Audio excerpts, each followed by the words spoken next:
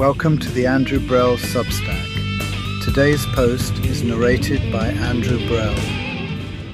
The Cost of Bombing, read by Andrew Brell. Rule by military complex bombers spending your money crucifying humanity on a cross of iron proves that bombing kids only ever ensures defeat every time.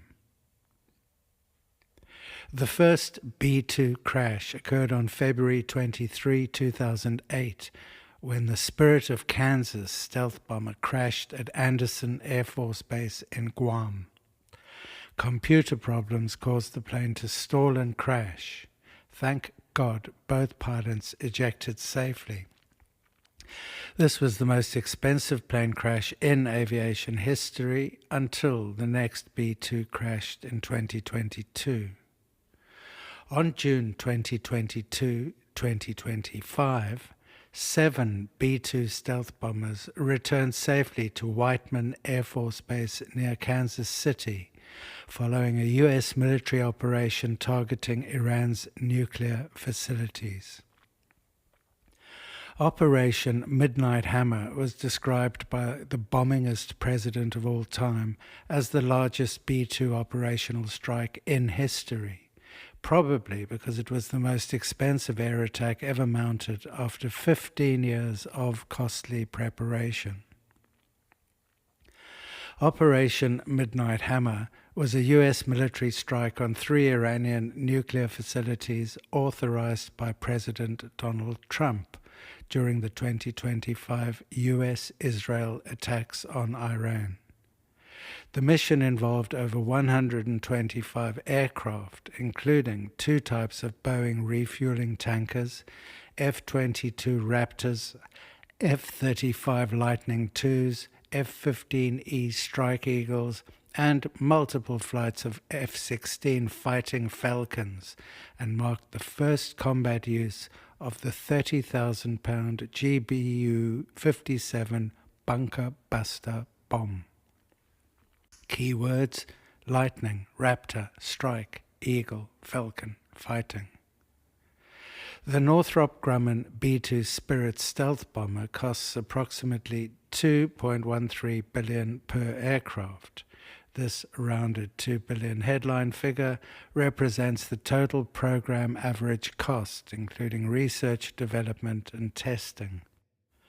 According to Government Accountability Office estimates, the per-hour flight cost for a B-2 is above $150,000. Each B-2 bomber costs an estimated $40 million a year to maintain. The plane requires 119 hours of hands-on maintenance for every 1 flight hour, mostly to preserve its delicate radar-absorbent stealth coating. Developing, maintaining, and operating a fleet of these B-2s has already cost the U.S. trillions of dollars. State Street Corporation is currently the largest institutional investor in Northrop Grumman, holding almost 10% of the company's total outstanding shares. There are 19 B-2s active after 2 crashed, one in 2008 and the other in 2022. That is a 10% failure rate for the most expensive plane ever built. By comparison, out of more than 1,276 Boeing Dreamliners manufactured since entering service, only 1 has suffered a major fatal crash, resulting in an overall hull loss percentage of approximately 0.078%. A strong case for Boeing winning the next $1 trillion contest with Northrop Grumman.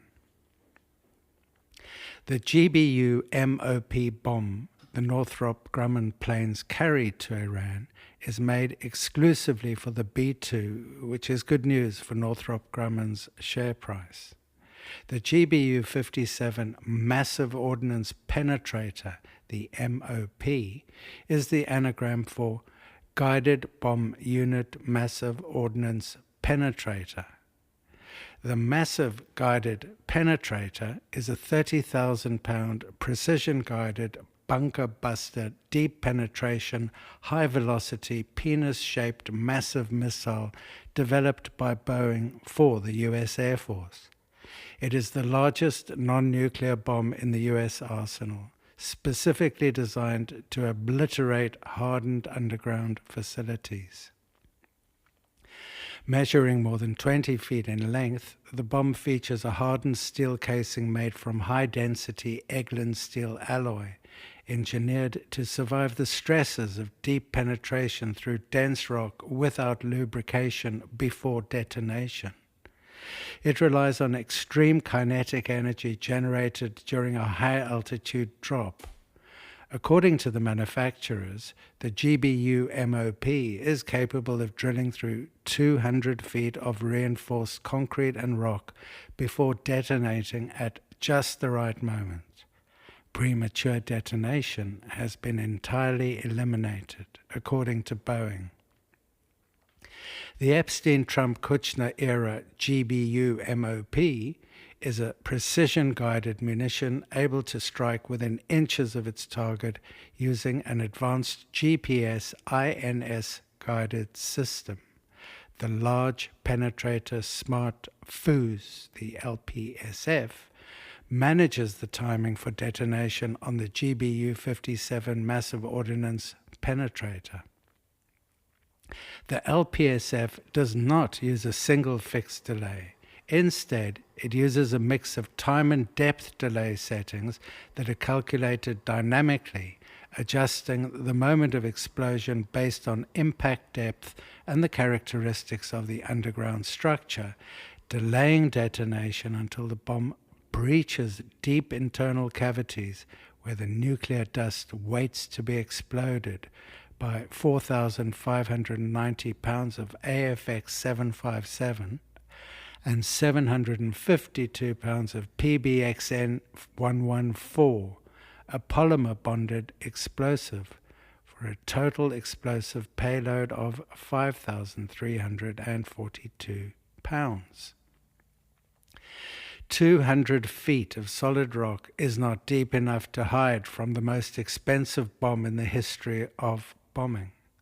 The Trump-Kuchner-Epstein smart bomb can easily carry thousands of pounds of high explosive through dense rock 200 feet before it intelligently sets itself off using smarts that know when the time is right and not a moment sooner, ensuring total obliteration, as it should for being the most expensive bomb delivery in history. During Trump's nuclear dust bombing mission in 2025, a total of 13 B-2 bombers took off from Whiteman Air Force Base in Missouri.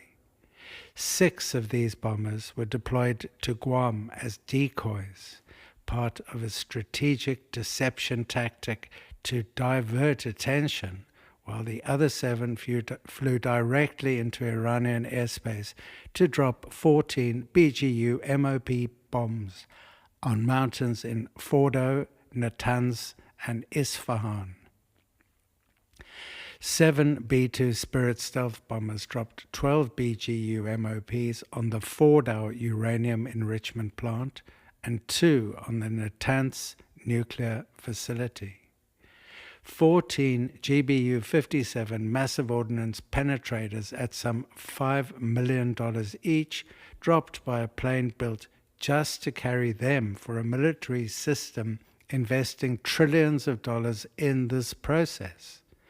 Good news for the Northrop Grumman share price, as for Boeing's. The Vanguard Group is the largest owner of Boeing, holding approximately 9% of the total outstanding shares. Why did the US spend trillions on a plane to carry one bomb whose function is to drill through 200 feet of rock, so-called bunker buster tech? How much did the Defense Threat Reduction Agency take out of the US economy? The DTRA, the Defense Threat Reduction Agency, is a little known but highly funded and influential part of the Department of Defense, charged with countering weapons of mass destruction, headquartered in Fort Belvoir, VA, a short distance from Washington, D.C. Intelligence from the DTRA led to the 15-year plan to spend trillions of dollars blowing it up. The Fordow fuel enrichment plant is located in a mountainous region in Iran, approximately 20 miles north of the city of Qom and about 60 miles south of Tehran. The Fordow site was first suspected of enriching uranium in late 2011. Since then, the DTRA have been paid to provide detailed intelligence from the site 24/7. For more than 15 years, DTRA agents lived and breathed this single target. Fordow is a critical element of Iran's nuclear weapons program, Trump's General Man Kane said after the 2025 B-2 bombing of Fordow. We watched the Iranians dig it out, watched the construction, the weather, the discard material, the geology, the construction materials, where the materials came from. We looked at the vent shaft, the exhaust shaft, the electrical systems, the environmental control systems, every nook, every crater, every piece of equipment going in and every piece of equipment going out. Then we began a journey to work with industry and other tacticians to develop the GBU-57, Kane said, explaining why we now have this fine bomb available for President Trump to obliterate mountains 7,000 miles away. 15 years of countless man-hours spent researching the smallest detail on mountains 7,000 miles away in a country whose leader had declared a fatwa on nuclear armaments. As a result of this intelligent vigilance, Congress approved the costs of developing the GBU-MOB along with the multi-trillion-dollar platform to deliver it. Good news for Northrop Grumman's share price. Here's a short history of our bombing provenance. How much did we spend on the GBU-57 and its delivery platform? In 2002, the U.S. Air Force began the Big Blue. Blue stands for Bomb Live Unit, a program to develop a series of nuclear but not nuclear conventional munitions that were big. The think tank came up with two big ideas. The first was the GBU-43B MOAB, a massive ordnance air blast, also known as the mother of all bombs. A 2,700-pound conventional bomb designed to destroy a large area from above, and a penetrator variant, the GBU-57 MOP, the massive ordnance penetrator designed to go low. The MOAB was designed in 2003 because it was cheap and easy to build, and some guys in Oklahoma could do it for chump change.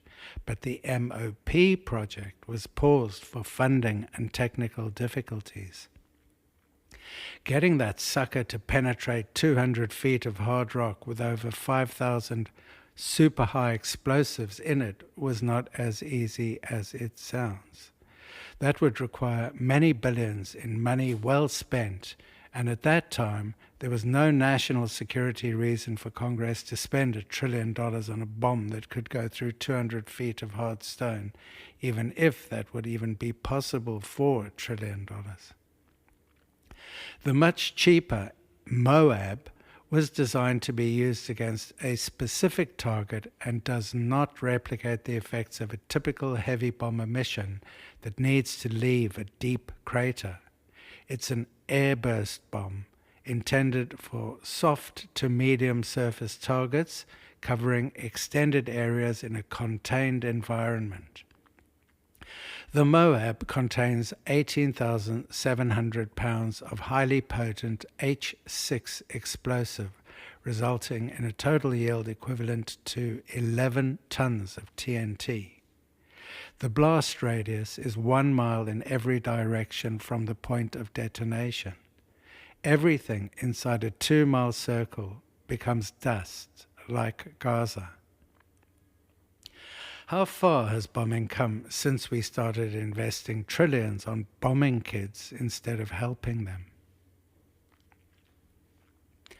During the Vietnam War's Operation Arclight program, the United States Air Force sent B-52s on well over 10,000 bombing raids, each usually carried out by 2 groups of 3 aircraft. Project Big Belly modified all B-52Ds to enable them to carry 30 tons of conventional bombs. A typical mission dropped 168 tons of ordnance over an area 1.5 by 0.5 miles. Carpet bombing seemed to work, at least visually. Almost 3.5 million tons of bombs were dropped by U.S. Air Force B-52 Stratofortresses throughout Operation Arclight between 1965 and August 1973. The United States spent an estimated $111 billion, which is over $1 trillion in today's dollars, on direct military operations in Vietnam from 65 to 73. The Zionist U.S. President Lyndon Johnson's Operation Rolling Thunder alone cost the U.S. roughly $900 million in 1966 is equivalent in purchasing power to almost $10 billion today. For reasons we can't explain or learn from, 3.5 million tons of bombs was not enough to defeat the children in North Vietnam, nor was spending billions bombing kids any reason for the United States to stop building back bigger and better child-killing bombs. The next generation MOAB,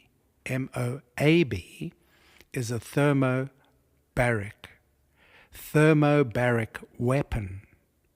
Due to the massive amount of aluminium used, the MOAB bomb's explosive composition will consume all the oxygen in the area upon detonation. That's what they mean by a smart bomb.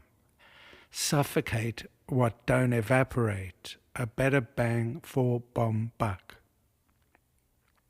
Since 2003, 15 MOABs have been manufactured at the McAlester Army Ammunition Plant in McAlester, Oklahoma.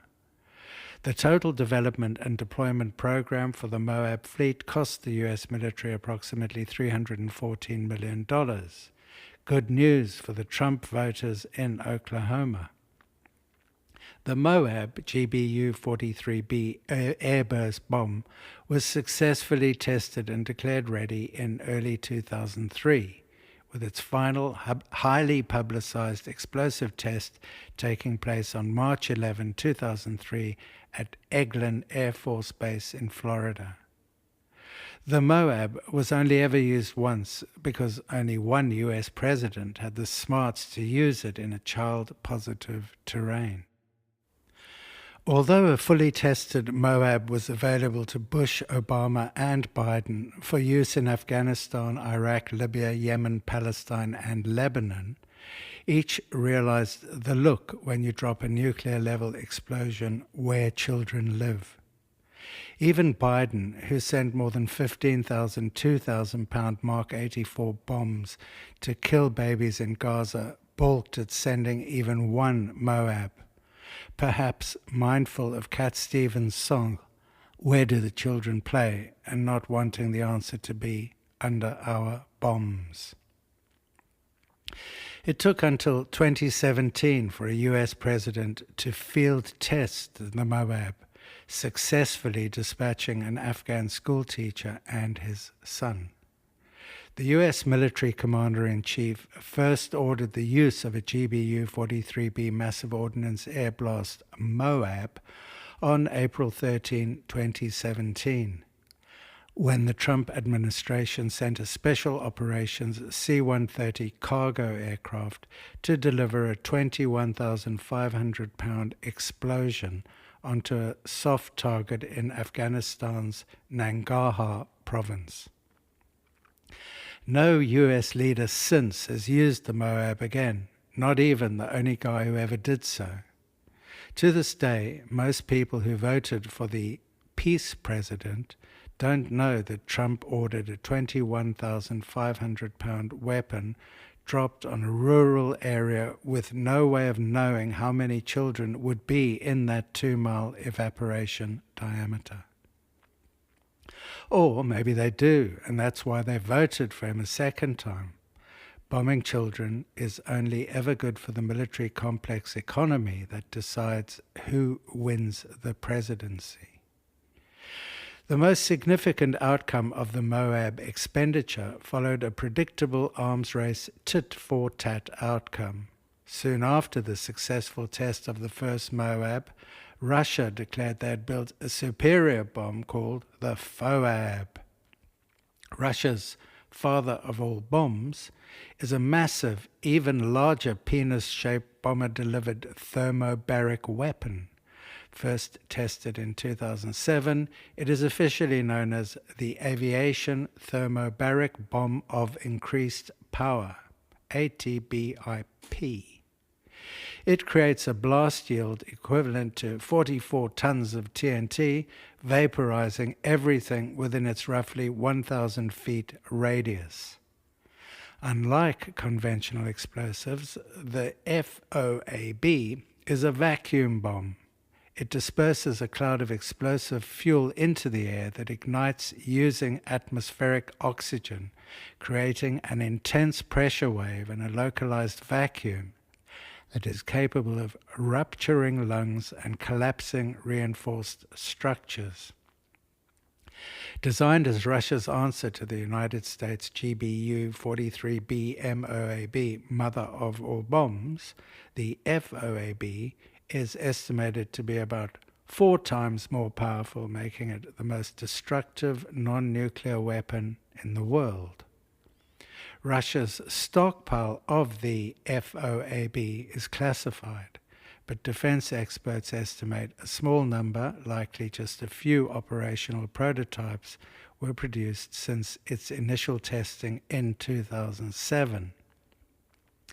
Had Putin decided to field test the FOAB on Kiev for future sales at world's armed trade shows, the Russian military complex may well have had a bestseller. Undeterred by losing the paternity battle for the biggest bombs with the mother, the US invested in massive ordnance penetrator tech, thanks largely to excellent work by the boys in the Defense Threat Reduction Agency, looking at blurry images of mountains 7,000 miles away 16 years ago. The GBU-57 Massive Ordnance Penetrator MOP was first declared ready for operational use in 2010 after the US military spent around $500 million in development. Cutting-edge technology, cutting through 200 feet of hard rock to whack that nuclear dust good. The unit cost for a GBU-57 Massive Ordnance Penetrator, when factoring in its development, upgrades, specialized components, and low-volume production contracts, is estimated at around $20 million per bomb. The design is made exclusively for use with the B-2, the only U.S. Air Force asset capable of delivering this heavy payload. Good news for Northrop Grumman's share price. What about the timing of this expensive nuclear bombing sortie? Was Trump's Epstein file entanglement threatening the Zionist Epstein-Kushner-Trump coalition of the willing to murder babies? For military aircraft like the B-2 Spirit, this journey to Iran and back covers some 14,000 miles in a round trip that takes about 18 hours each way, requiring multiple in-air refuelings. A total of 13 B-2 bombers took off from Whiteman Air Force Base in Missouri. 7 flew directly into Iranian airspace to drop 14 bunker buster bombs on the Fordow, Natanz, and on Isfahan. If you recognize the name Isfahan, there's a good reason. The abandoned agricultural airstrip used as a forward operating base by U.S. Special Forces during the rescue of Dude Bravo 44, or was it Dude 44 Bravo, the downed airman who Trump spent $500 million rescuing last Easter, was located very close to Isfahan's nuclear facilities, about 15 to 30 miles away. The U.S. Air Force F-15E Strike Eagle was shot down very close to the same Isfahan nuclear site that Trump spent countless billions bombing with such efficiency. Trump and his Zionist administration officials claimed the key nuclear sites in Fordow, Natanz, and Isfahan were completely obliterated, and that the strikes set back Iran's program by years. That was in June 2025.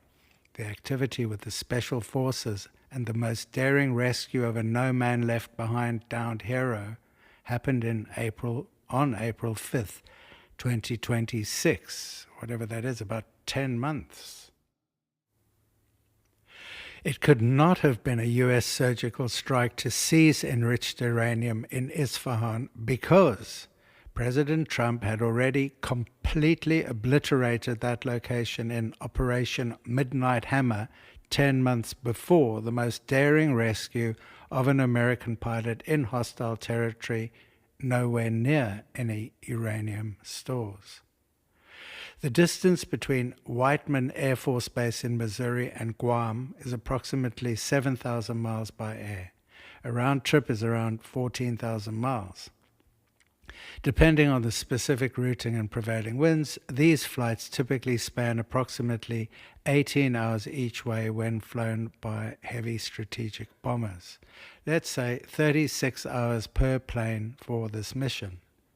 The distraction flight sending 6 B-2s 14,000 miles invited a gas bill of $150,000 per return flight hour for 36 hours. That is more than $5 million in gas for each plane, just acting as a decoy for reasons that are unclear. Why did this stealth attack need a decoy? They are stealth compliant. Anyhow, for the decoy, 6 planes, the gas bill leaves no change from $30 million. The total for 13 planes flying 36 hours each is in the $70 million range. That's the 13 B-2 bombers, but the attack involved 125 gas guzzler planes, many of which needed mid-air refueling. I won't even start trying to calculate how many hundreds of millions of dollars worth of aviation fuel went into that, to the nearest 100 million. A B-2 return flight from Whiteman Air Force Base to Guam or Iran typically requires 2 to 4 in-flight refuelings. With an unrefueled range of approximately 6,900 miles, refueling is accomplished using multiple KC-135 Stratotankers or KC-46 Pegasus aerial tankers stationed along the route. Fighters and bombers need refueling mid-air. How much do we pay for the refueling tanker planes?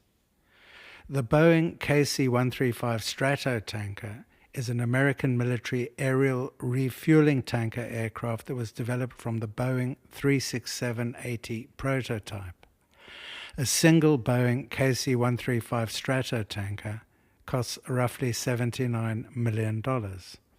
Air Mobility Command manages an inventory of 396 Stratotankers. The KC-135 costs approximately $20,000 per flight hour to operate. The 7 B-2s headed to Iran were met by Boeing KC-46 Pegasus refueling aircraft over the Pacific Ocean. The Boeing KC-46 Pegasus is an American military aerial refueling and strategic military transport aircraft developed by Boeing from its 767 jet airliner. In February 2011, the tanker was selected by the United States Air Force as the winner in the KCX tanker competition to replace older Boeing KC-135 Stratotankers. The first aircraft was delivered to the United States Air Force in January 2019. The United States Air Force has taken delivery of 105 KC-46 aircraft and intends to procure 263 in total.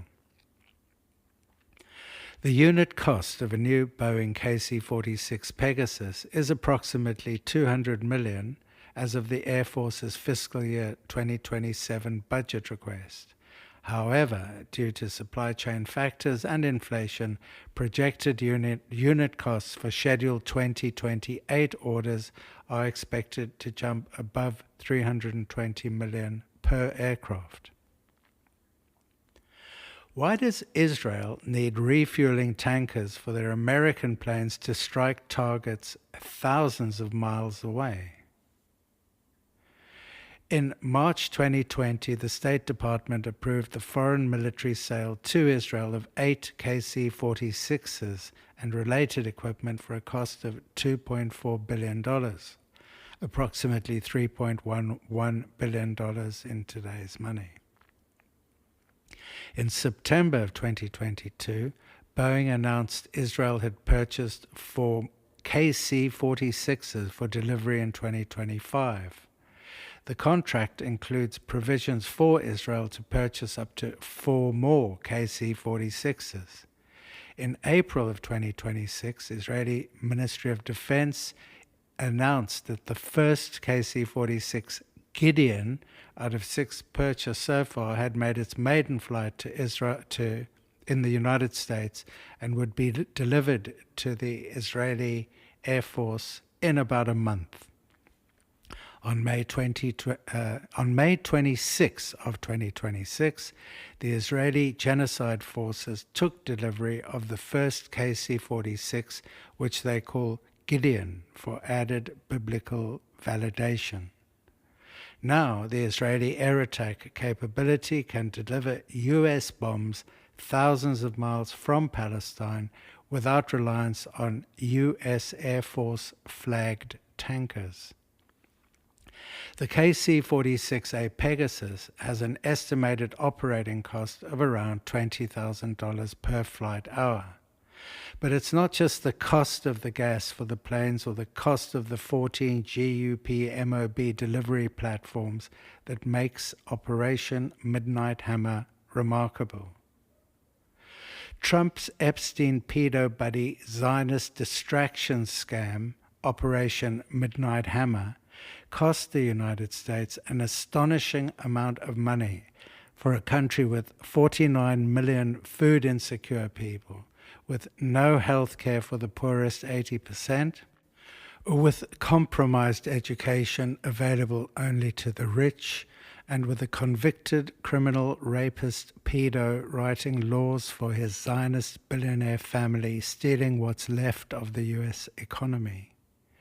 The military complex making attacks of this kind possible for mission objectives that make no sense economically is a grift, sending trillions of dollars a year from the poorest to the richest through a military complex that requires trillions of dollars every year just to maintain.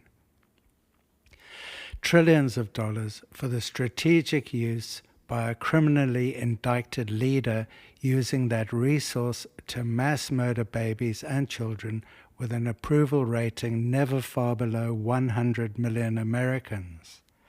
The "please sir, can you have some more" class of 2026 who didn't realize paying billionaires to mass murder babies was wrong. How could mass premeditated baby murder be wrong for any Christian nationalist whose colors don't run when it comes to merging economies with Israel, who are, after all, the chosen few God chose to have as much American money as they need to survive as an entitled cult of mass baby murderers. The origin of the US military complex goes back to 1940, after the fascist corporal declared war on the United States in 1941.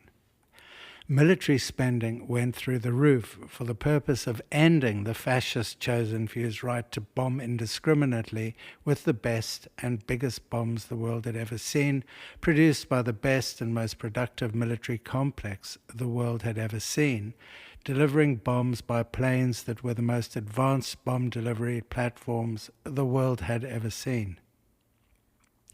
The US learned from the German military complex and copied in a fashion the Chinese copycats would have been proud of. Soon, the US military had better bombers and better bombs than anyone, and that led to an end to the war in 1945, or so it seemed. Instead of scaling back military complex spending after the end of war ended the need for more weapons, a very different military complex methodology emerged. A Cold War arms race creating never-ending wars, opening up a rich seam of contracts for ever more ridiculous weapons of mass destruction that have nothing to do with defense. The clear and present danger to the United States became the military-industrial complex under the false flag of offering security to the same frightened majority it propagandized into believing they were in grave danger. Weapons whose cost ensures defeat for all but the investors in this monetized industrial child-killing complex. As the annual GDP spending on war is justified by ever more absurd fearmongery that eventually convinced the majority of Americans that their safety, economically speaking, depends on mass murdering babies by spending ever more obscene amounts on a military complex sold in by a militarized, weaponized, big influence complex owning every media manufactured opinion by which the majority remain unsure whether mass premeditated baby murder should be made enforceably illegal. The craziness is absurd. When you see $100 million plane destroyed by a $1,000 weapon, when you see a soldier earning $34,000 a year firing a Tomahawk missile that costs $3 million at kids who earn nothing because they are school kids, 3 times in a $10 million triple tap.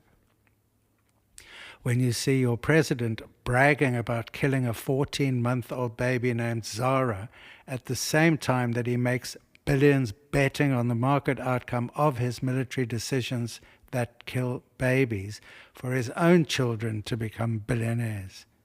When you see a government claim to have spent $500 million rescuing a downed airman at the exact location where coveted enriched uranium happens to be, without any such airman appearing to say, "Thanks for the $500 million spent, dear American taxpayers."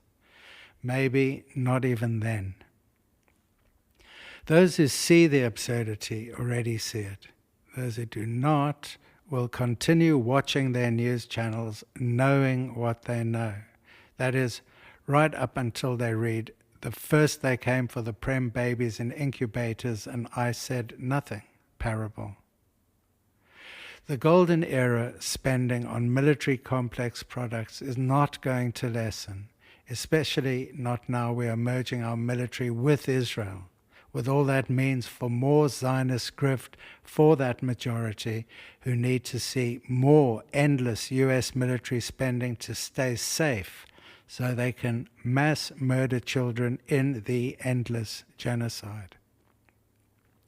How long until we see a great, tremendous visionary leader recognized the threat of China using their hyperballistic space missiles to rain down on 25 American cities left woefully undefended by inadequate defense spending by a traitorous Congress, leaving us exposed in this way. On that day, it will be too late to say, you should have given Trump those trillions to build his Elon Musk Golden Dome. Yes, it will cost trillions upon trillions to keep all Americans safe with our space network, but it's money well spent. Let China spend their trillions on roads and trains and free schools, universities and medical care. They won't be able to attack us when we have our $100 trillion Golden Dome in place, not with Elon running defense. Eisenhower warned, in this spring of 1953, the free world weighs one question above all others: the chance for a just peace for all peoples. Every gun that is made, every warship launched, every rocket fired signifies in the final sense a theft from those who hunger and are not fed, those who are cold and are not clothed. This world in arms is not spending money alone. It is spending the sweat of its laborers, the genius of its scientists, the hopes of its children. The cost of one modern heavy bomber is this: a modern brick school in more than 30 cities. It is 2 electric power plants, each serving a town of 60,000. It is 2 fine, fully equipped hospitals. It is some 50 miles of concrete highway. We pay for a single fighter plane with 500,000 bushels of wheat. We pay for a single destroyer with new homes that could have housed more than 8,000 people.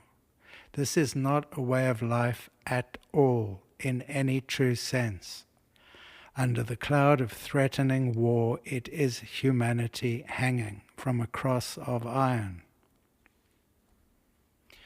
If a time-traveling Eisenhower saw what the military complex has become in the hands of the Kushner, Trump, Epstein, Zionist, pedo, rapist, baby-murdering, criminal grifter class, using the inheritance of all Americans to hold the planet hostage, I would most probably have ordered the US anti-fascist armies he commanded to reconvene, to end the clear and present danger to the United States in the only way fascism is ever stopped. Humanity hanging from a cross of iron will go one of 2 ways.